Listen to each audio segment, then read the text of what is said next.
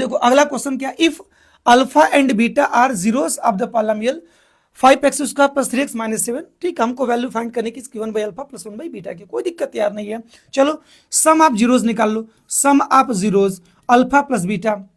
क्या होगा माइनस, ठीक है, माइनस बी बाई ए होता है, बी मतलब coefficient of x, coefficient of x कितना है 3 है, ठीक है, सॉरी कोफिशिएंट ऑफ एक्स कितना है 3 है, अपान के कोफिशिएंट ऑफ एक्स स्क्वायर कितना 5 है। भाई alpha plus beta minus B by A जानते हो ना, बी क्या होता है कोफिशिएंट ऑफ एक्स होता है, और ए क्या होता है नीचे कोफिशिएंट ऑफ एक्स स्क्वायर होता है, हो गया अल्फा इंटू बीटा, देखो सी बाई ए होता है, सी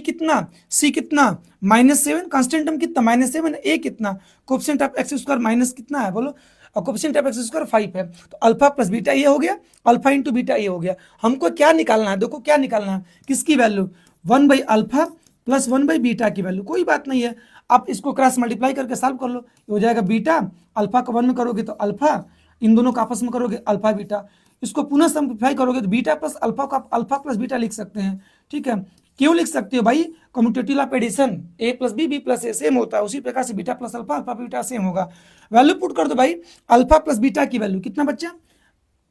अल्फा प्लस बीटा की वैल्यू है -3 बाई कितना 5 होल अपान के,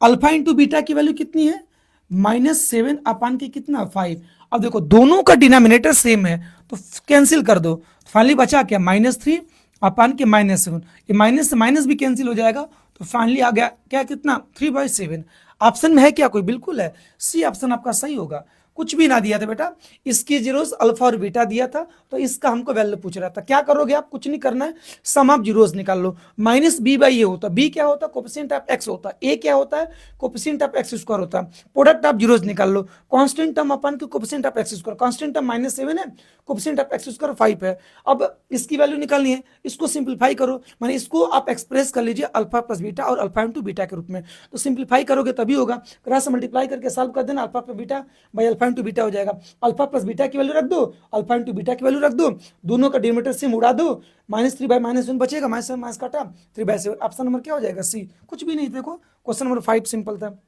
आगे देखो क्या है, इफ 1